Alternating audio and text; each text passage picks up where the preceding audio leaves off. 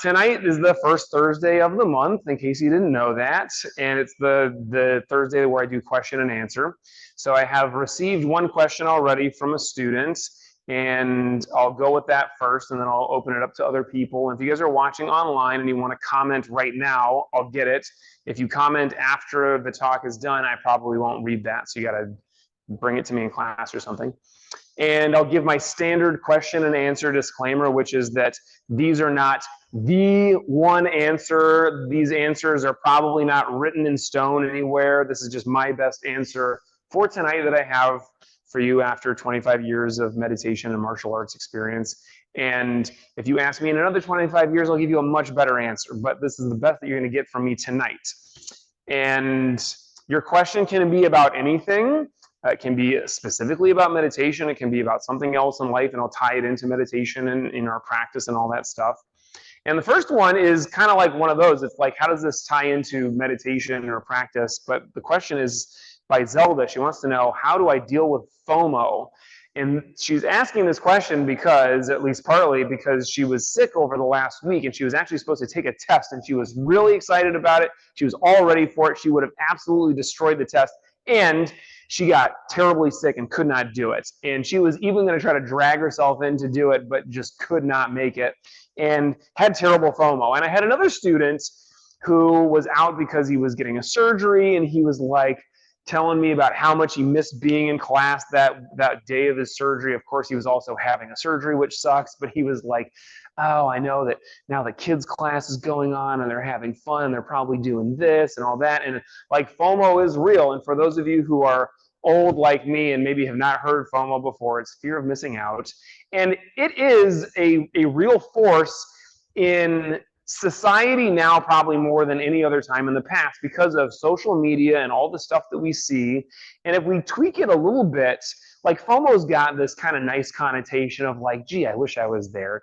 But it's not that far from, oh, everybody else is having a better life than me. And I don't think this is what Zelda is referring to, but it's kind of a slippery slope before it gets into that realm of like, everybody else is like better looking, richer than me. They've got like more friends. Their life is amazing. My life sucks.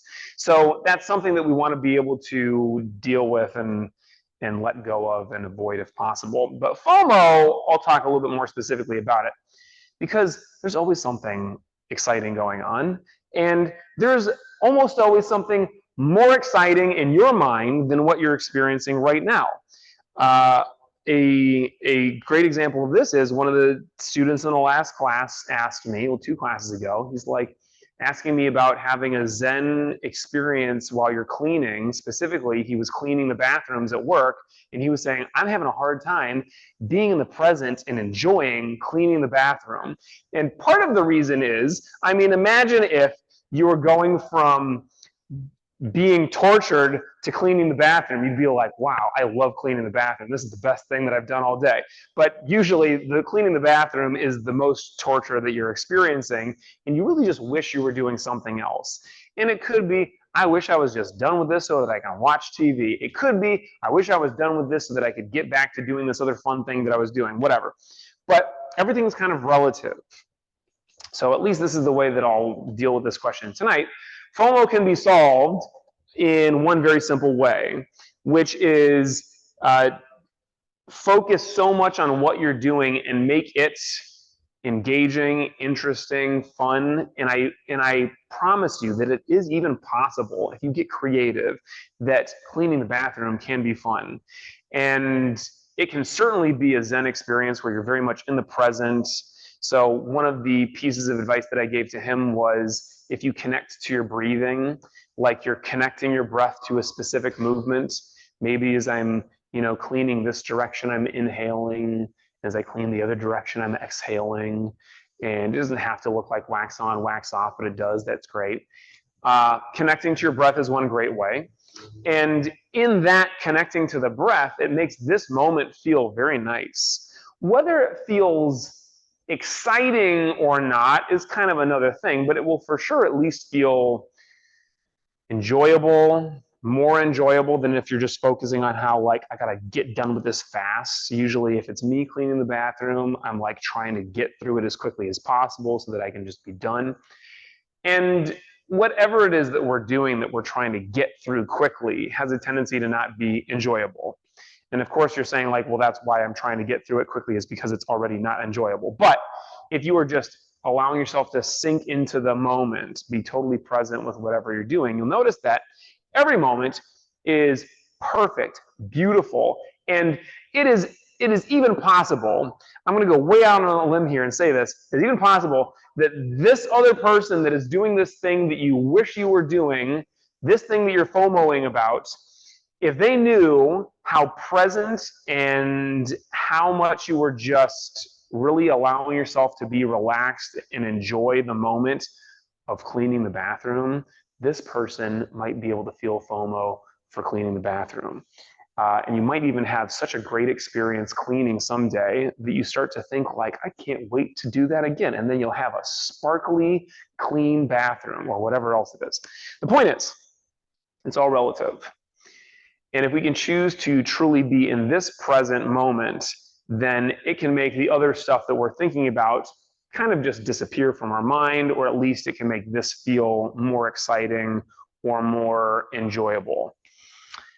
When you find yourself in that FOMO state, remind yourself that it is all relative, and it's not that the thing you're doing right now has to be more exciting or even more enjoyable, but you can recognize that all of life goes like this. And this is a big purpose of our meditation practice, is to take out these huge swings, right? And the huge swing is like, I don't know, doing the most fun thing. I'm at Disneyland, let's say, or I'm cleaning the bathroom. And look, you gotta remember, even at Disneyland, someone's cleaning the bathroom. But it's like this. This is life. It's up and down, right? This is excited, and then of course, when this is done, you crash down and you're like this. And when we meditate and we recognize it's a guarantee that this is going to turn into this, and that this is going to turn into this, then it can start to even out a little bit. And it can kind of become like this. And then maybe eventually it kind of becomes like this, where it's all more manageable, you're present, and you're not having these wild emotional swings. You can still really appreciate this, but honestly, the same things are happening. You're still doing this. The things that you're doing are like this, but your experience is more like this, right? I find myself dipping down and I'm like, I'm not going to let myself start to wish that I was doing that other thing. I'm just going to be present and then just kind of bring yourself back to this. And meditation is one of, on some level, the most boring things you can possibly do. You're literally just sitting there and breathing. It's slightly more exciting than watching paint dry. But if you can really be in the present and enjoy watching your breath, then everything else will also seem more enjoyable. And any moment that you can dig into the breath is going to be great. So with that, I'll open it up to other questions. If you guys have questions, you can raise your hand. If you got a question, you can do it too. Tanya, you got one? Go. Yes? Go. I see you leaning in. I'm trying to get to the mute button. This question is kind of a remark as well, but because I understand, what Zelda's question about FOMO, certainly being here, because I would love to be there. Ultimate FOMO, right. If she wants to deal with it, Zelda can just imagine, what if she lived in a different country? Go ahead. No, but that's something I've certainly run up against, where I want to be there practicing with the partners that I'm familiar with, and I really love being in that environment.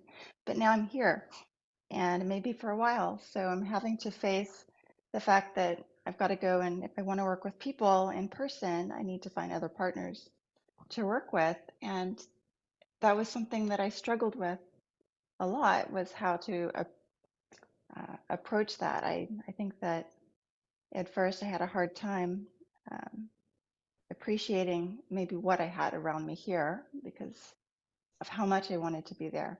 So I was wondering if you could talk a little bit more about that. I guess it's more in depth than what you were just talking about. Sure. In depth about specifically like your martial arts practice with that?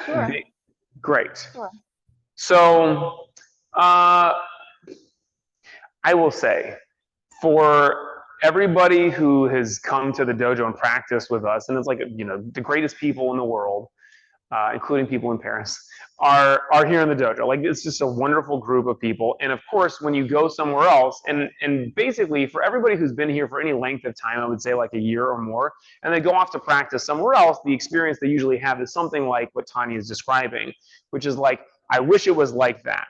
And now we've had countless conversations, so I know you're kind of beyond that on some level at least. But of course, there's something really special about this place. And the truth is, there's something special about every school and every kind of little community that you'll find yourself in life. And it could be a place that you're going to meditate. It could be a place that you're going to do this activity, or a class that you're taking, or whatever it is. There's something unique and really enjoyable about that if you allow yourself to find it.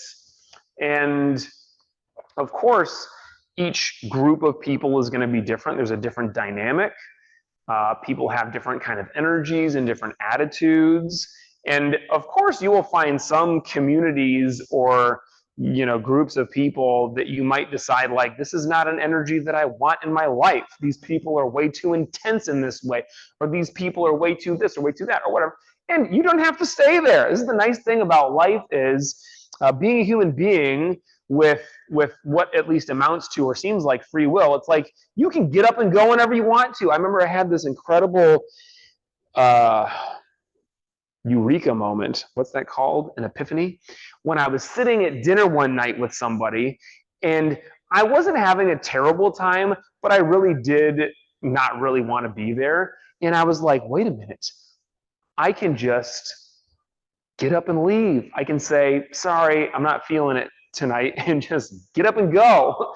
And it would be kind of rude unless I found a way to massage that. But I didn't actually get up and leave, but knowing that I had the power to do that allowed me, it kind of opened me up to the possibility of enjoying that, because I also recognized that since I was choosing not to leave, I was also choosing to be there. And a lot of times our experience of life is like we feel like we're being forced into something, or we feel like we're stuck somewhere. We feel like we have to be here. And that's hardly ever the case. You're in prison, okay, you're stuck. But even then, you can try to choose to enjoy being in prison. You're always choosing, right?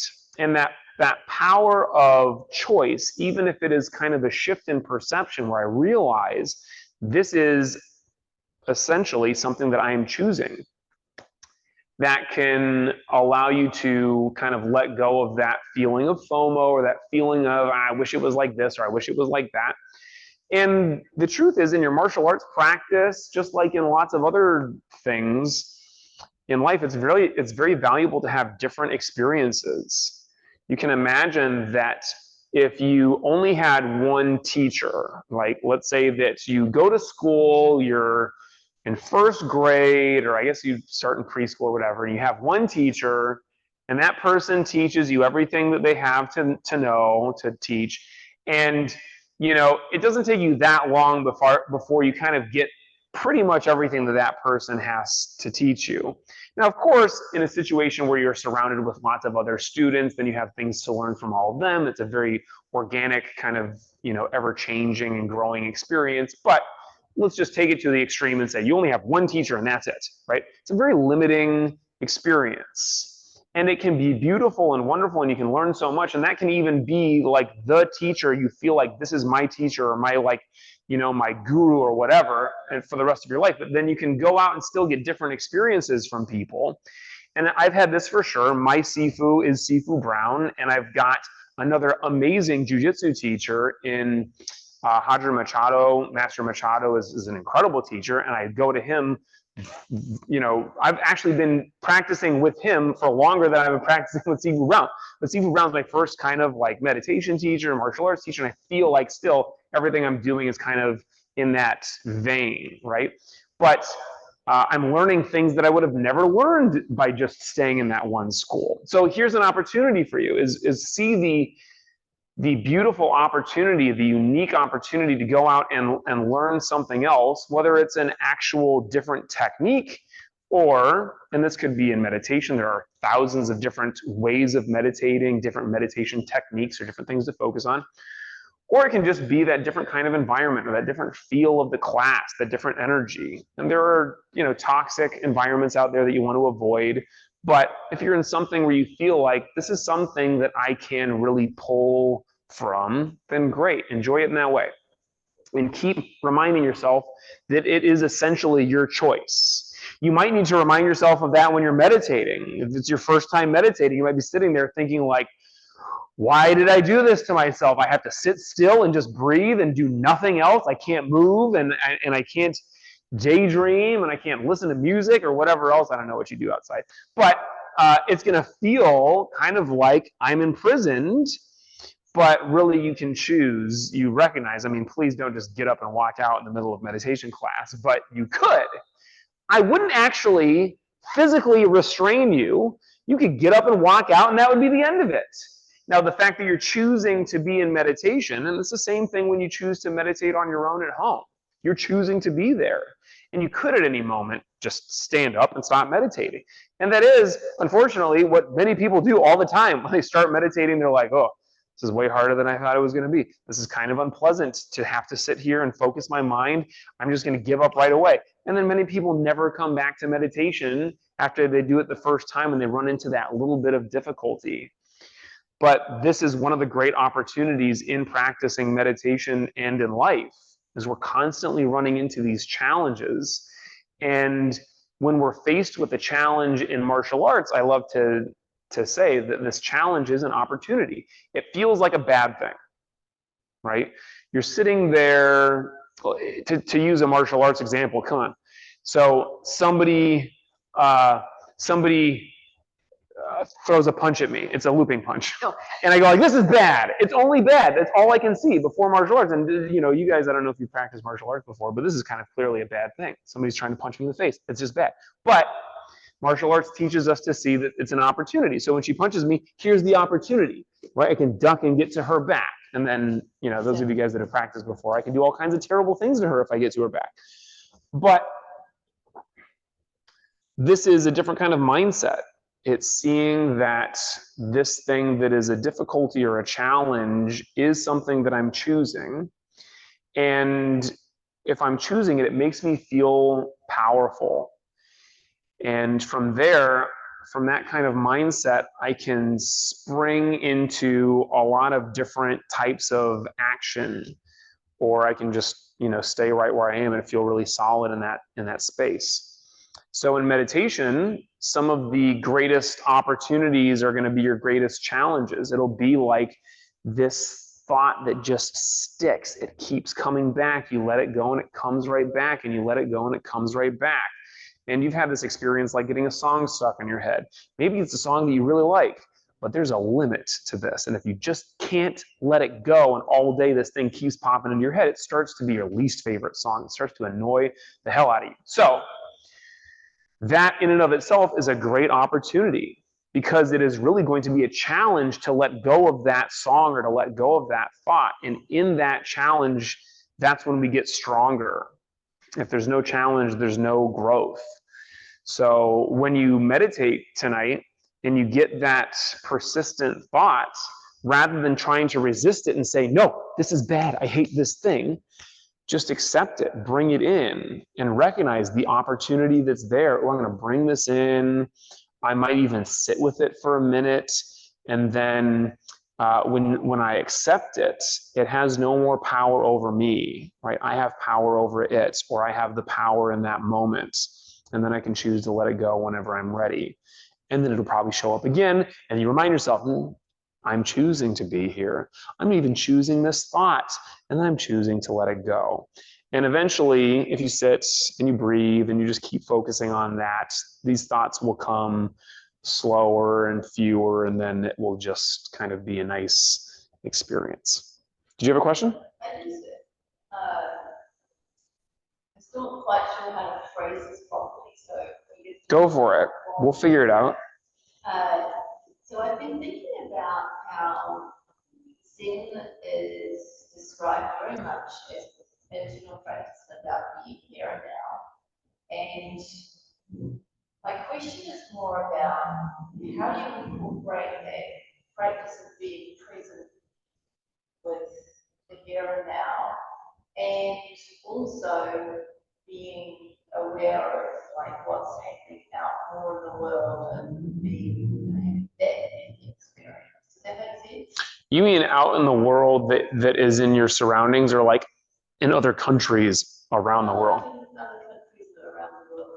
Like for instance, okay, so if I'm thinking about maybe I want to take a trip somewhere, like to Costa Rica or something like that. Oh, I would love to go to Costa Rica. Let me make sure these people at home are getting what we're talking about.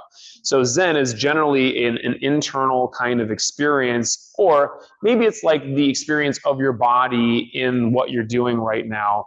But now we're trying to expand this or think about how it could work with like a remote location. Like I'm thinking about going on a trip to Costa Rica. Go on. I'm in Costa Rica with you now. Right, exactly. So uh, when you're forward planning, like you're thinking about something else that's possible or whatever, like something else that you might do, or even just like connecting with something that's happening over there. Like maybe there's like climate change is a big thing for me, right? So I'm like, stuff happens all over the place with climate change, but it's very interesting for me to read that stuff. Yeah, but it doesn't feel like a Zen kind of thing that you're very present with. It feels like an intellectual thing. It's a philosophical, it's a concept, climate change, because it hasn't come and burned your house down yet or flooded your beach or whatever. Go ahead. Right. So my question about that is like, so if I'm engaged in the stuff that's out there, where's the Zen? Yeah, it's a great question. Where's the Zen? Like, where's the beef? So I have never heard this question before, and I'm going to do something. We'll see if it's great or it's terrible. First of all, I'll say that when I talk about the idea of being present, I talk about like thinking about the past and thinking about the future is like, these are like big no-nos. Like, you shouldn't do that, right? Being in the present is what it's all about.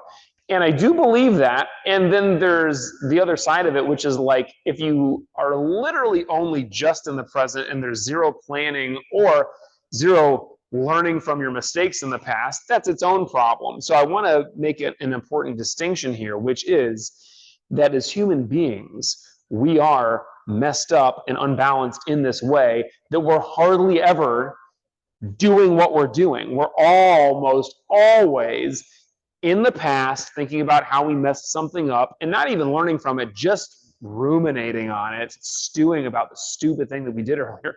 Or we're thinking about the future. And if you're lucky, you're like, I'm going to Costa Rica and it's going to be great. You know, I'm planning my trip to Asia. I'm going to Hong Kong to meet my wife's family for the first time. And then I'm going to Thailand, and that's going to be amazing. I've never been to Thailand before.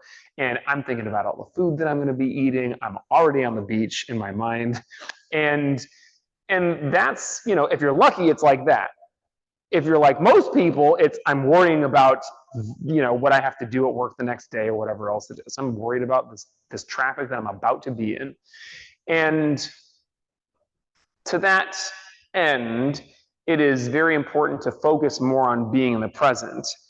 And yet, it's not wrong to have an experience of the past and have an experience of the future. And in the same way, to have an experience of something that is outside of ourselves, whether it is that we're thinking about, you know, a different location now, a war that's going on, or climate change, however these big kind of ideas are impacting other people, or, you know, I'm thinking about in the future how something is going to happen. It's all kind of related. It's all something that's outside of this time right now. And I will go out on another limb that's a very short limb and say that no matter how hard you try to be totally in the present, you're not going to be. You will get flashes of that. and then you'll get sucked back into the past or the future, or the, as much as you try to be here now, you'll be drawn out to something else. And that's fine. It's not wrong. It's a different kind of experience, and it's one that generally we are off balanced in that direction. So try to bring it back to the present, the here, the now. Now, another way to think of this is, again, if I don't want to talk about it in the way, I'm going back to this idea of like having power. I don't want you to think that I'm talking about I have to be in control all the time, because that's not it. Having to be in control is another way of being attached, and that is a very kind of stuck feeling. But it's like I have the power in any moment to make my schedule. You're big on scheduling, and this can be a wonderful thing. I schedule this time to be in the present. That's my meditation, that's my martial arts practice, whatever. I schedule this time to be in the future. I schedule this time, it's in my calendar, and I'm very mindfully deciding I'm going to spend the next half hour just planning this trip, or just planning how I'm going to impact this big thing that's going on around the world. And I can be totally mindfully focused in the present in that arena of thought, which is very different from I'm trying to meditate, but I keep thinking about this other thing, or I'm trying to be at work, I'm trying to clean the bathroom, and I keep being pulled away to Costa Rica, and it's a very understandable thing. But to set aside time to really be mindful in that way and decide, for this period of time, this is what I'm doing. And the most present I can possibly be is to kind of tap the pencil and just journal about or think about what, this other thing that's not really happening in front of me right now means, or what I can do to help it. And then there's a whole other part that I'm not going to get into because I'm already 2 minutes past my time, but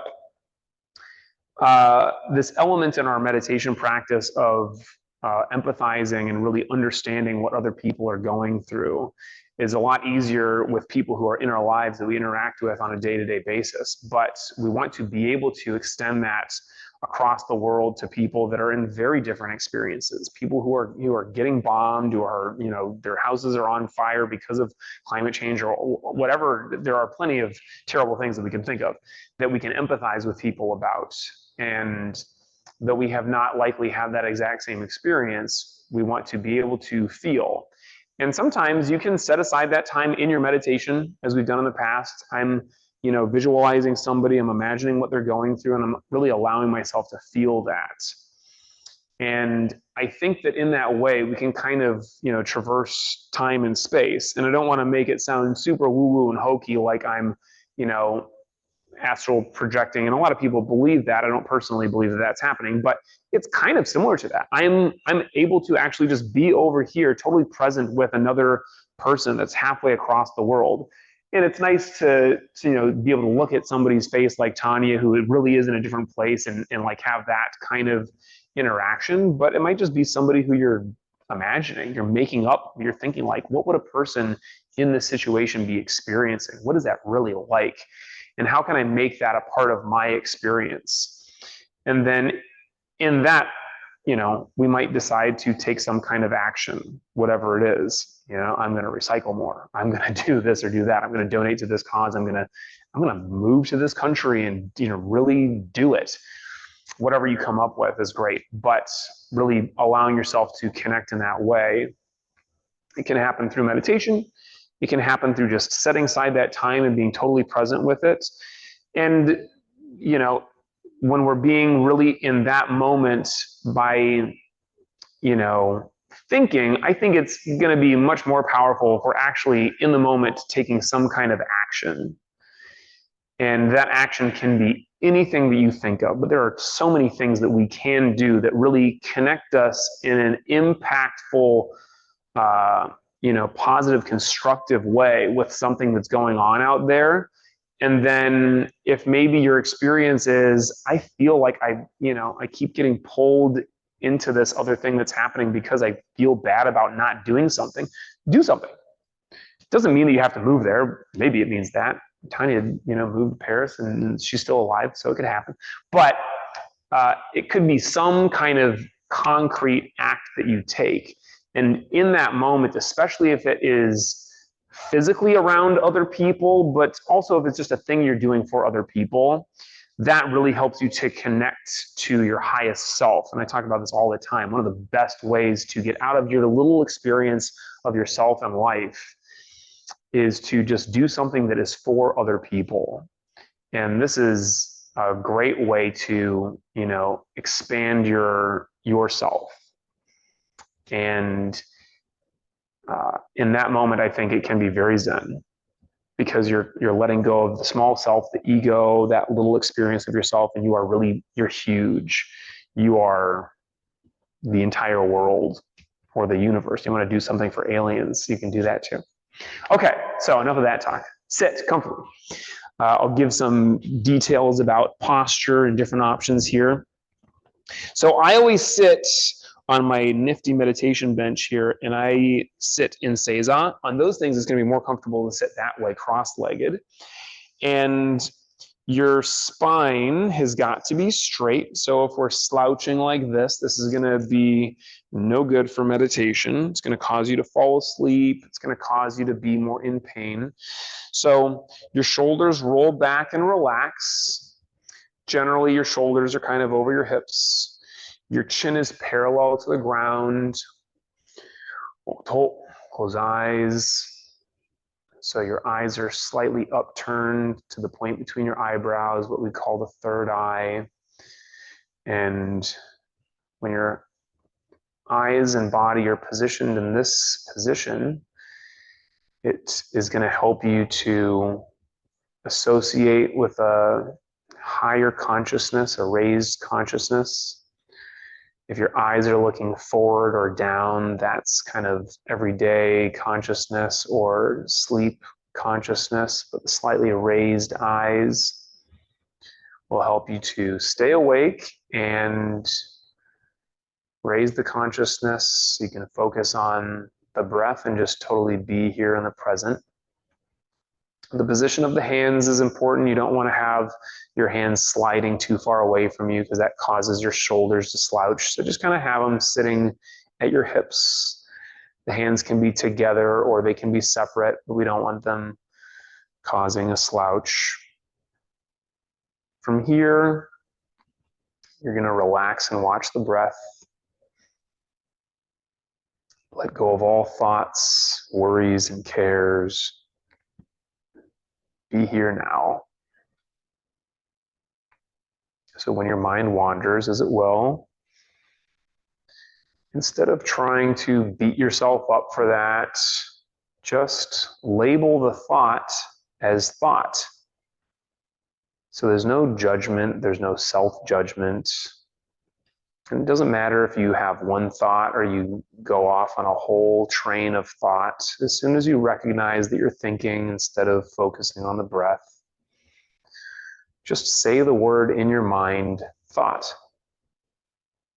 And that will allow you to let it go without getting stuck on beating yourself up or judging the thought. If you have a thought that continues coming up over and over again, remember that's one of your greatest opportunities. That challenging thought is there to help you grow in your meditation. So just continue letting go and coming back to the breath as many times as it takes. You want to allow your breath to be a natural, deep breath in through the nose, out through the nose or the mouth. And allow your breath to deepen to the belly.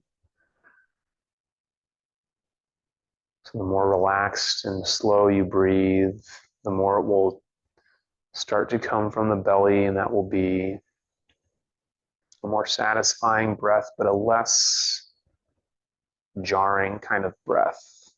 Just easy, feeling the breath come in, feel the breath go out. Allow yourself to just be completely absorbed by that sensation of breath. So you feel your body is solid and still like a mountain or like a boulder just sitting in place. But you have that slight sensation of the breath. So you can feel the breath in the belly as it opens and closes, or rises and falls. You can feel the breath as it passes through your throat.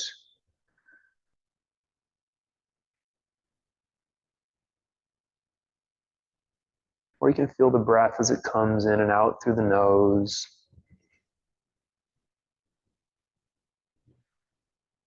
So try to settle on one of those places.